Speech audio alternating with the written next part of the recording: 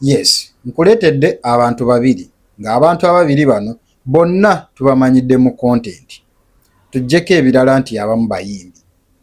Kazibwe Kapo ogasseeko ne taata wa Shower. Naye initially buli omu ky'olina okujjukira oba ky'olina okumanya, buli omu yajja ne papasi ya njawulo. Kazibwe Kapo yajja nakuba nti agaba content ng'amuwa bano ba YouTuber abalala okuli Kasuku, Shalom n'abalala bonna. Taata wa Shower ye specifically ekyamulese mu kantu oba mu kugaba content kwe kuba nti awa mutabani we content. Okitegeera kukuza YouTube channel ya mutabani we. Abantu bano nze ndaba balina papasi za njawulo. Naye ate enkambi zonna bbiri zavuddeko embiranye essaawa zino etambula ku media.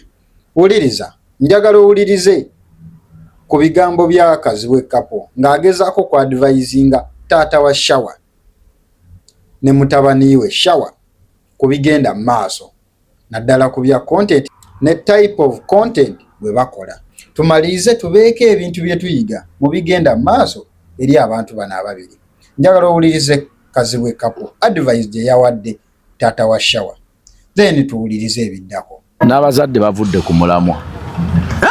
Oyo golaba oyo omwami oyo Abdallah Sali point ku point, musajja yali muyimbi w'amaanyi era yalina ekibiina ky'abalema tubebbere. Naye mwami Sali nze mmanyi toli musajja musiro, oli mugezi. Naye sigala ng'oli muzadde. Omwana oyo gwokola naye content siri mu kwogera kuvuluga mirimu gy'abantu nembyogera ng'omuzadde. Mu baana bo mmanyi nti toyina omu. Naye oyina omwana oyo gwokola naye content naye sooka kunoonya abalala bawulira batya abaana b'abalala bali mu bufumbo. Ani abali mu bufumbo? Ate osobola okyoga nti oyo guye mukulu. Mwami Sali musajja mukulu wa buvunaanyizibwa. Waliyo kati abaana bo nga bafumbe balina n'abaana balina abako. Osooka ffe bwe tuba twogera ebintu wano mwami Salom, nsooka kusaasira abaana bange nensaasira mukazi wange gye bamuzaala. Ako akanteekamu ne musaasira gye bamuzaala. Batandika omukubira essimu ye ate bbaawo naye atutabudde. Saa mukazi wange yeewozeeko, saa abaana bange kwewozaako. Ne bwe mba mpulya njagala kusimattuka nkimira. Okireka. Content mungi. Eyo gundi gye bakozeemu ddi oyo okuba omuzadde n'omwana ebadde nnungi singa yagiridde mu ssa eribuulirira omuntu bw'olina okuba n'omwana. Kyandikoze nnyo. Naye kakati abantu bafune ekyokulabirako ng'otambula bw'otyo n'omwana. Kikamba. Bibadde binyumye n'ebintu bye bibadde bijja kutambula. Naye nze kye musaba okulongoosa mwami Sali kuba ono Shower ye mwana muto, mulenzi muto, naye mbuli oli mukulu munnange. Emyaka gyalimu gyakubuulira mwana atali omu n'abatali babo tubuulire. Olina okulaga ekifaananyi ky'omuzadde bw'aba mu baana be n'abatali babo balabireko. Nga bw'omanya ebintu by'okuwa endowooza. Eno lujja kukya nga tuli awo nga wali waŋŋamba lekera awo okumpaako endowooza.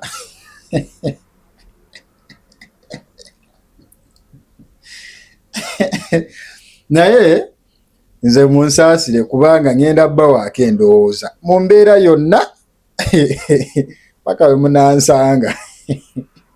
So nga bw'omanya ebintu by'endowooza, Kazibwe Kapo yagezezzaako okuwa advice taata wa Shower mu ngeri content oba mu bika bya content bye bakola. N'amugamba nga ggwe taata content gw'okola oyo tagwanidde, weetaaga okukola content ng'alinga abuulirira oba ng'obuulirira taata n'omwana okuba nti at least content oyo gw'oba owaayo eri abantu okuba nti balaba. Reason being nti oyina abaana abakulu abali mu bufumbo, oyina abantu abakulabirako abalina ekifaananyi kye bakulabiramu nga ggwe omuntu. Okitegeera? So that obe ng'okiipinga ekifaananyi ekyo eri abantu kubanga bino ebintu bya media obimanyi. Nga bw'omanyi nti Kapo nga ye alina ekifaananyi kye yajjiramu kyakuwa advice era ndowooza abantu bangi abamwesimisa mu ngeri gy'awaamu endowooza ye. Naye bino bwe byagudde mu matu ga taata wa Shower, of course tebyamuyisiza bulungi. Naye nze njagala nzikiriziganye ewamu n'abantu bano bombi nti ekisooka abantu tetufaanagana. Buli omu alina engeri gye yatondebwamu n'engeri gy'asuubira okuba nti asobola okuderivalingamu message. Yes, tumanyi kiri okwerekeramu ekitiibwa tulina okikkiriza nti nakyo kibaawo. Naye ate ye mutabani we ali mu character ki? Of course, by the way, mutabani we content we awa advice because namuwulirako ebbanga lye mugobereddeko naddala Shawa oyo. Engeri gy'awaamu advice bwe yalinga ku YouTube ya Chicken ng'engeri gy'awaamu advice ng'olabira ddala nga olabanga omwana omuto naye ate obuvunaanyizibwa engeri gy'asengekamu ebigambo ng'awa advice ng'olaba ya kintu kikulu, endowooza y'enkulu. Kitegeeza eyo layini agimanyi. Bw'aba omutabani ku level eyo layini eyo agimanyi nga gy'abadde ateekinga ku channel ez'enjawulo. Abadde tabeerawo nga comedian wadde nga ye comedian. Abadde ku channel tabeerako nga comedian, abadde abeerako nga muyiiya mulowooza awa advice. Naye ate bwe yavudde ku channel eri n'akuliyetinga eyiye ng'omuntu yenna nga actor n'asalawo akuliyetinge kubanga abantu kyandibadde kibaleeta ku YouTube channel ye ekyenjawulo kye batafuna walala. N'ayingizaawo oluntu lwe olwa comedy n'ateekamuko comedy we mpola mpola naddala ku channel ye. Era taata yajjidde mu layini eyo kuba nti awa vibe channel n'okuba nti esigala etambula.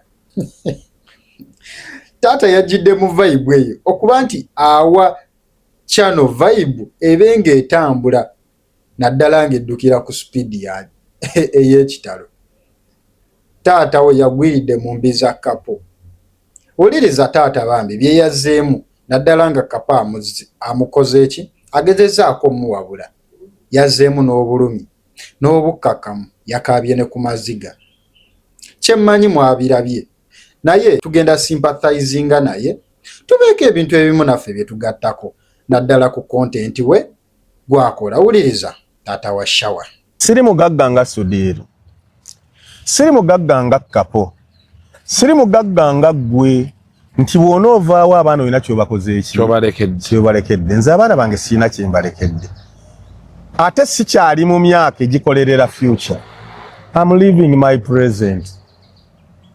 Mbula y'ebbanga ttono era bwe bagamba nga nakafuna baga nti Maaji Mulema afudde toyinza kuwakana.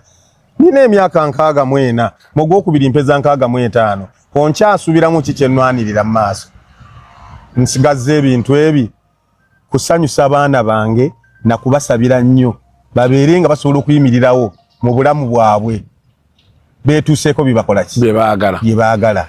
Mbandi nkunkumbi ngikutte saba okulima kasooli osimba kasooli olwaleero otandika okulengera ku munwe gwa kasooli nga wayise emyezi egi 3 mba ngenda kusimba mpita.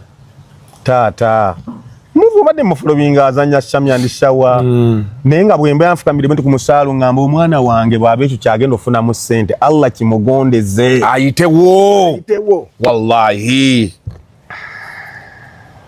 Sokoleka nzikakkanemuuko saagala kaaba saagala come on yeah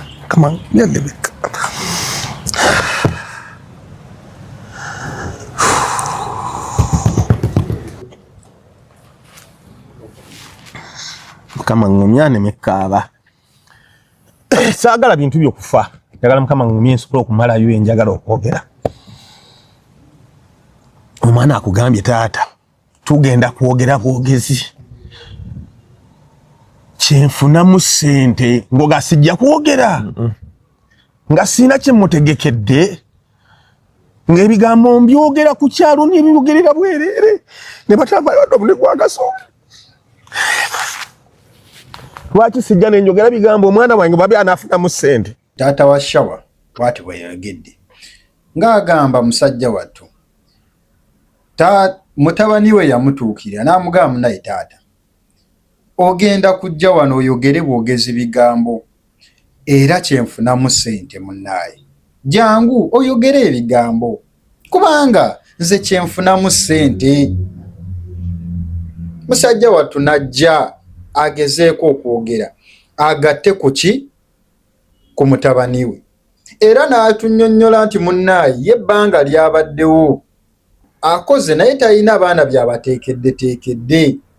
Bwe kibanga ekyo kyasobola okwongereza ku baana be nga buli omu amwongerako bw'atyo, lwaki aba takikola? Era nagamba alina n'abaana abawala bo baddansa twabalaba. Abaana abawala abo baddansa bwe baba bagenda bazinira batendeka amazina abamu ku kyaki ya Bugembe, ye musiraamu, abaana be basiraamu. Supportive father agezezzaako okuteekawo embeera okulaba nti asupportinga mutabani we mu mbeera ye, si mugagga talina kyalina. Ekyo kyasobodde okukola okuba nti asupportinga abaana be, kikyamu. Tuwa advise. Yes, nze nange ndowooza amazima taata tumuleke. Bino ebintu ffenna tuzze tubirabako. Wano ekisinga okwewunyisa abakazi, nze mpanya ekitiibwa abakazi, wadde abasajja naffe tutoba nnyo. Naye olaba abakazi abo, abakazi be kyekika ky'omuntu gwokeera ku makya abasajja bangi balekedde abakazi abaana. Naye n'osanga omukazi ng'abonaabona mu mbeera yonna, atambuza ebintu ku mutwe, atunda kasooli, ng'akola buli mulimu gwonna oguswaza okulaba nti abaana be babeera bulungi.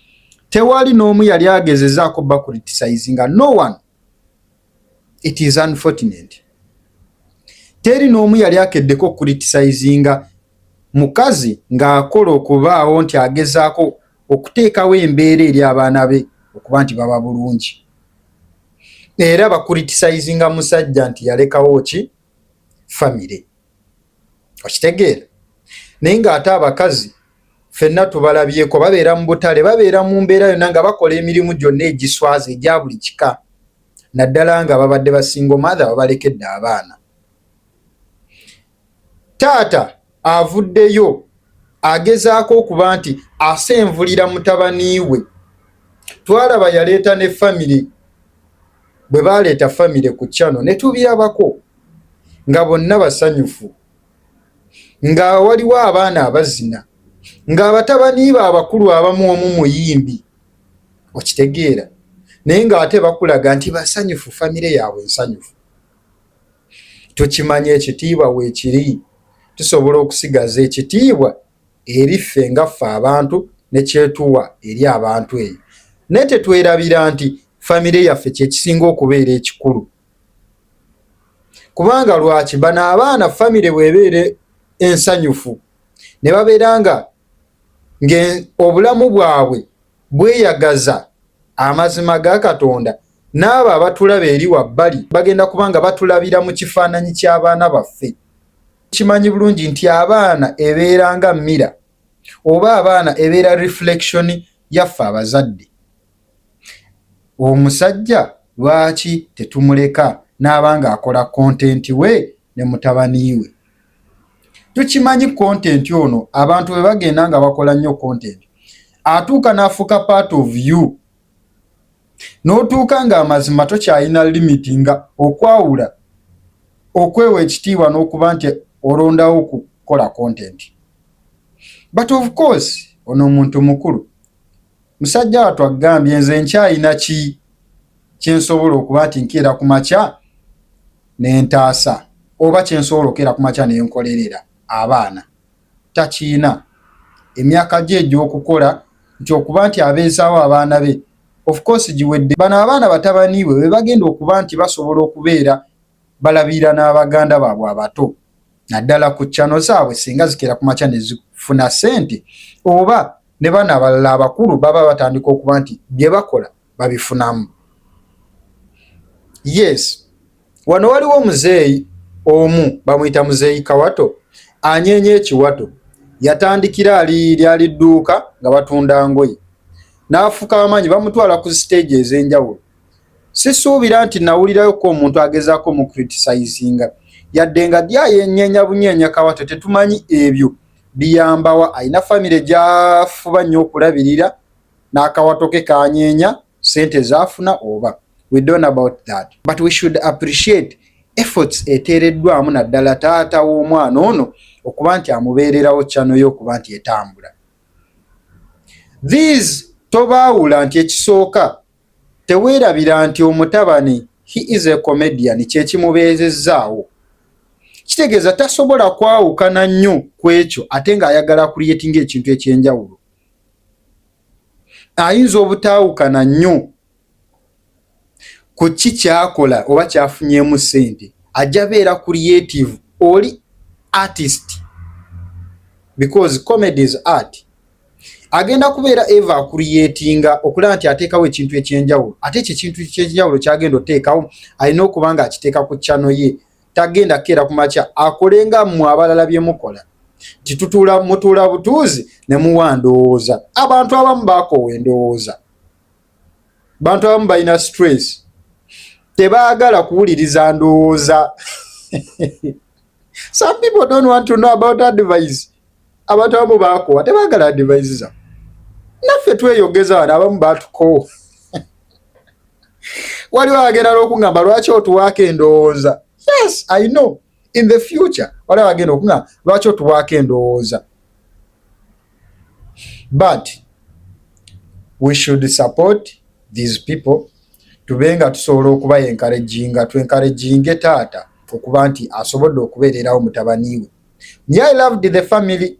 Engeri gye baadde basanyufu buli kimu ng'ate ng'olaba tewaliwo complaininga naye ng'ate bagamba nti tebalina ssente, baadde bagezaawo panga obulamu okuba nti babaawo. But you are seeing a happy family. Eka family enyumirwe Katolo bwena ayingiramu akasente n'abeera atya we basanyukidde nga akasente tekaliimu. Olwo bwena ayingiramu akasente nga n'abatabani bonna buli omu pulaani ye etambula. Kitegeeza bagenda tandika onyumirwa obulamu. Okitegeera tubaleke bannaye tubaleke. Naffe tuwanye endowooza ku buli kimu. Anyway, Haji Kapo gwasinga by the way tukwagala nnyo naddala ku ndowooza zo oli w'amaanyi. Naye bambi musajja muleke. Yes. Naye Tata Shower naawe genda mu maaso okuba nti otuwa akantu katambula. So please subscribe ku channel eno. Subscribing ku channel eno so that n'akantu katambulira wano ewange. Banaye omukama abankumire. May God bless you. Thanks so much for subscribing. Channel etambula ekula mpola mpola njiraba. Yes, channel ekula njiraba mpola mpola. Please continue subscribing on this channel. Yes. May God bless you.